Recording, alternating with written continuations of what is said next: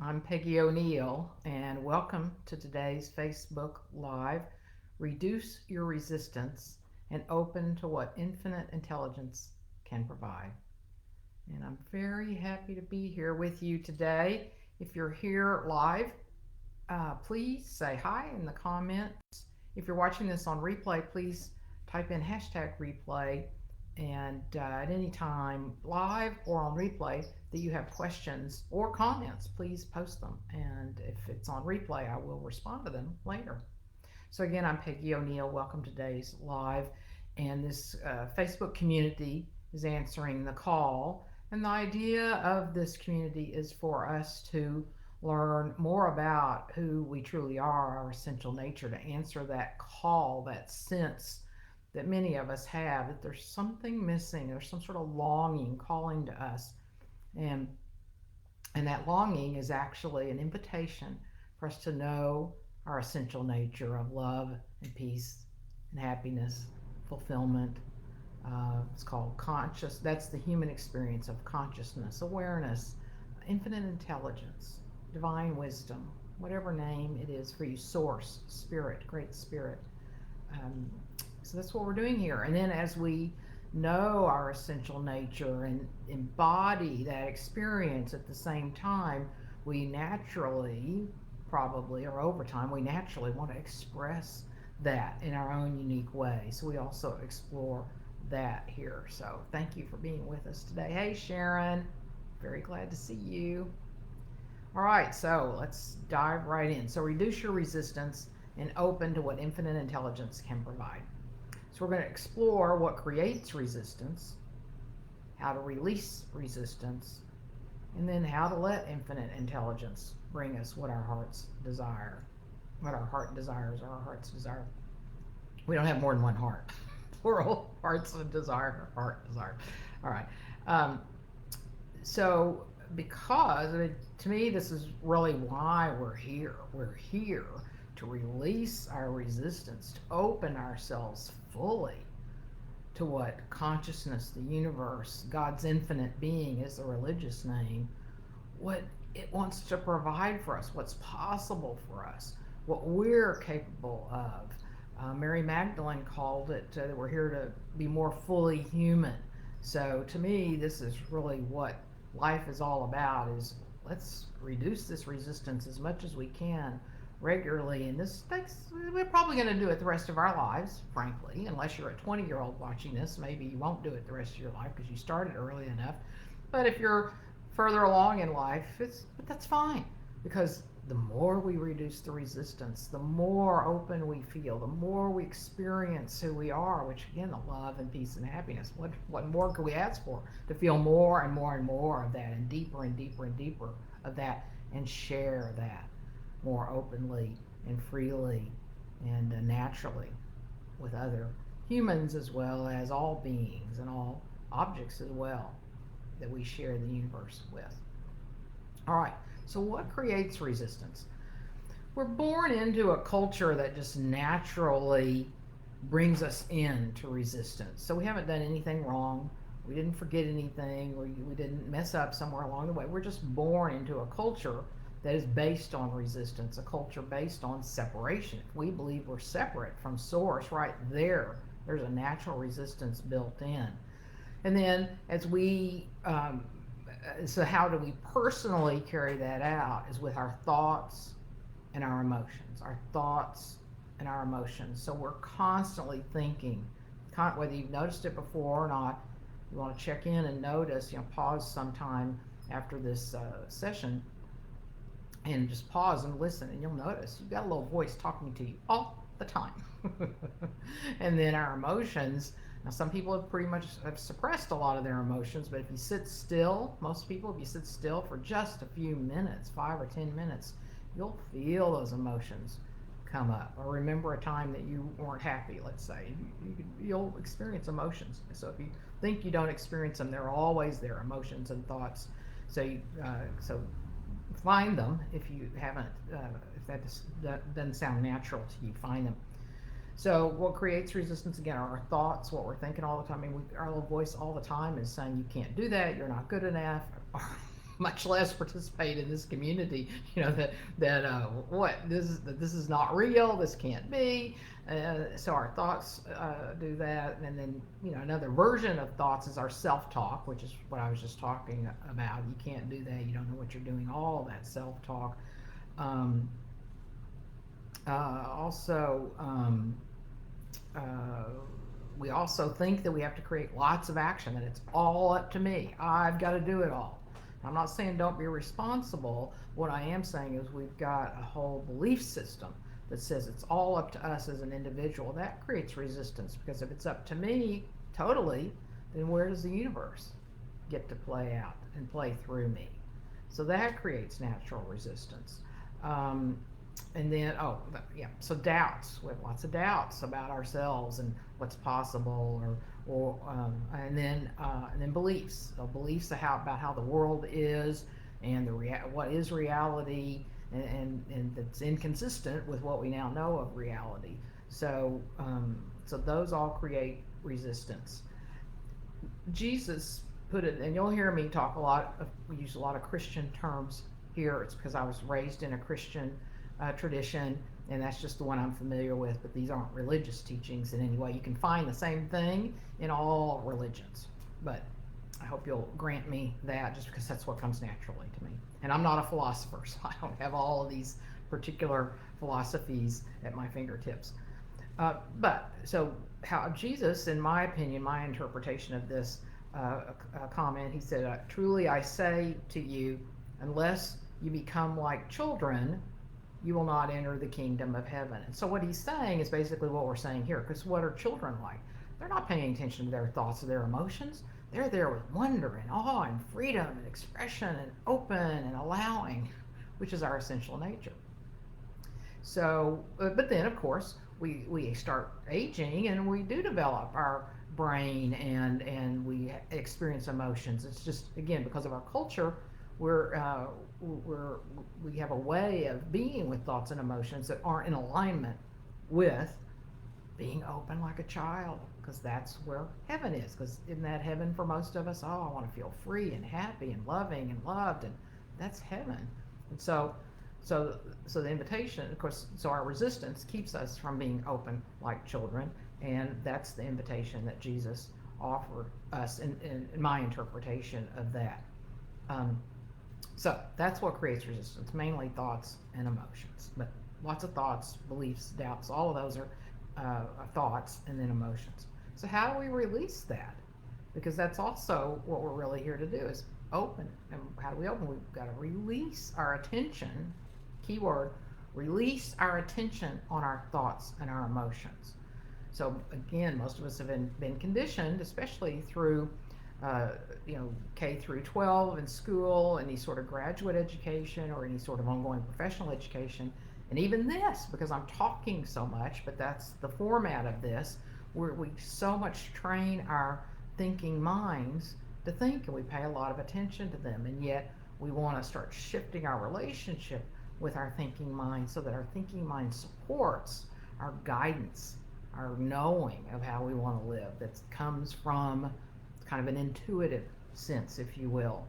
So anyway, so we want to be releasing it, and know that if we resist what's happening through us, then what we're resisting stays. So if we're resisting thoughts, if we're resisting emotions, they're going to stay, and they're going to amplify the resistance that they bring automatically. So another thing to remember as you think about releasing resistance is this, that there's only one universe, source, consciousness, spirit, again, whatever it is for you, there's only one.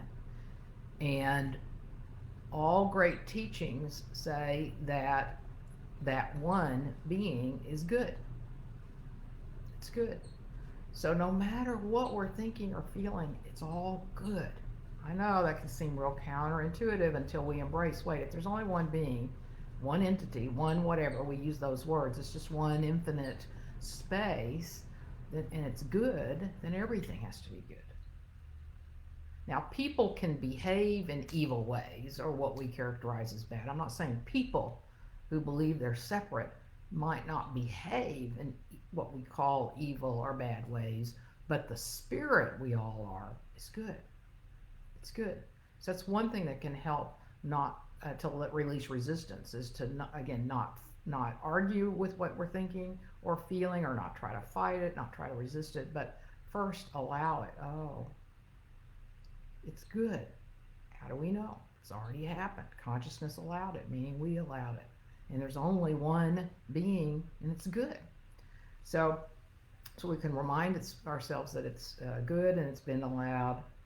Let's see. And then we release our attention from our thoughts and emotions. This can be very, very hard. I made it sound very easy, right? Oh, just release your attention from your thoughts and emotions. It's very, very, very, very, very challenging because again, we're so conditioned to listen to our thoughts and to maybe even analyze our emotions or to ignore them or resist them. Resist them, push them away. All of that feeds the resistance. So, but to release, and so one way to do that is to use this four-step process. Is to, when we notice a thought that in alignment with who we are creates resistance, or an emotion that creates resistance, is just remind ourselves to relax, because if we're resisting, our bodies are probably tensing up in some way. So just remind ourselves, relax, and then allow. Just allow. And then release, which is an invitation for the thought and or the emotion to release, and then open. Open to what's next, open to what wants to come. So it's a four-step process, RARO, relax, allow, release, open. The first maybe 100 or so times you try this may be real challenging. Maybe not, but I'm letting you know that because it sounds like it's easy, but it's probably not. It takes a while. That's okay. And once you do it enough times, then it becomes a natural process, which is what you want it to be, because we want to continue to open, release what isn't who we are. We are not our thoughts. How do we know that? Because they change all the time. Who we essentially are can't ever change. And release our emotions. They're not who we are either, because they change all the time. And then another way to do that, let's say that starting out with that is a little challenging. One thing you can do is actually pull out a book, open it, and you'll see a bunch of words on a page. And in life, what we tend to do metaphorically is look at all the words on the page, and we look at all our activities, or our thoughts, our emotions, people we like and don't like, all that. We let all that get our attention. But we notice if we look at words on a page, there's space between those words. Just like there's space, the space that allows all of those other activities. So we want to focus on the space in our experience, but a good way to practice that is just look at the space on a piece of paper between words. Focus on that, and we can get used to focusing our attention away from thoughts and emotions. All right, then how do we let infinite intelligence bring us what our heart desires? How do we let infinite intelligence bring us what our heart desires? So first, know who you are, which I've mentioned that several times already. To know, oh, I'm the open, empty, allowing space of awareness. I'm infinite. I am all of that. I am source, infinite intelligence, divine wisdom. I'm everything. Why am I everything? Because I'm one with everything. Language a little off, but if you're new to this, that's one way to enter into this way of understanding, is to think yourself as one with. But we're not one with, because that makes there's a bit of a separation there you may hear in the language. So we are all that is, but as a first step to think of it as one with is just fine. And then keep coming to that empty space that we are. You could start again by focusing on the space between words, and then allowing yourself to notice, oh, I'm that spacious experience as well. Okay, and then I've taught many times, but I'll teach it again because I can say it quickly, is the empty space that we are. We can quickly get there by first noticing that you're aware, like you're aware you're hearing me, you're aware you're watching this, and then notice that you were aware of that. Or you couldn't have said, notice that you're aware. So you were aware. Or, that's a little challenging sometimes, to notice that you were knowing. You knew you were aware. It's another way. And just go to that space. Go through those steps and sit in that space of knowing. The first time it might just last less than a second, but you started accessing that. I mean, it's always there, but you started letting yourself experience it. And so you just keep coming back there. That's how you keep coming to the empty space. And then, a little more challenging, we haven't talked about this much, but to whatever it is that you want, whatever your heart's desire is, to know, number one, it's already there. Everything that's ever happened or ever will happen exists right now. It's already there. If you desire it, it's there. But what we want to do is we've got to be open and allowing, not resisting, and then we want our energy and emotions to be in alignment with what it is that we say we desire. So that takes intention. You just think, what does that feel like if I had that, or if I was experiencing that right now, what would that feel like? And then sometimes we just have to invent that. Now, it can help to go back to the knowing of who we are, because we experience love, peace, happiness, and fulfillment, and probably whatever it is that you want is some version of that. So sink back in there and stay there as much as possible, because that is what's going to help you actually experience and then manifest in your life. Your heart's desire is to be in the experience of what it is that you say that you want. And you just keep returning. Do everything I said today over and over and over again. Just keep doing it. And remember that whatever your heart desire is, you're here to express that, or you're here to manifest that, or you could not desire it. And by that I mean your heart's desire, not necessarily an egoic desire. If it's a desire to beat the other person so that you look better, no, not so much. But if it's a desire to to live well, and especially if you can see it in a way that it supports other people as well, so it's not just a personal desire, that helps even more. But all of us are meant to live well. Consciousness doesn't want any of us to struggle. Our resistance creates our struggle. So for us to open and allow and then align our thoughts, emotions, and feelings with what we want.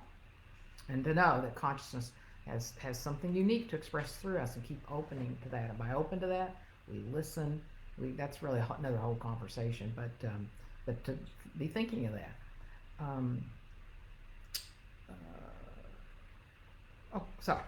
All right, so I think that's it for today. So we explored what creates resistance, how to release resistance, and then how to let infinite intelligence bring us what our heart desires.